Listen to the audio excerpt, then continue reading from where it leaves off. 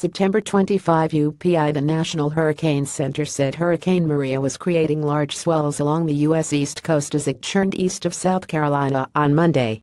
The NHC's 2 p.m. advisory said the storm had maximum sustained winds of 80 miles per hour and could become a tropical storm by late Tuesday. It was moving north at 7 miles per hour. The eye of the hurricane was about 300 miles south-southeast of Cape Hatteras, North Carolina.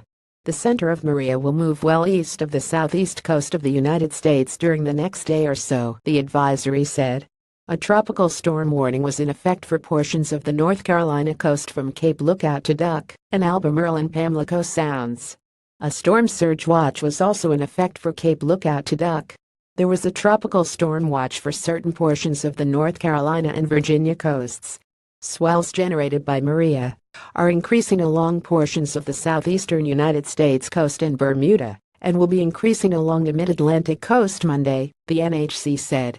Forecasters said swells were also continuing in Puerto Rico, the Virgin Islands, the northern coast of Hispaniola, the Turks and Caicos Islands, and the Bahamas. Forecasters said they will likely cause life-threatening surf and rip current conditions.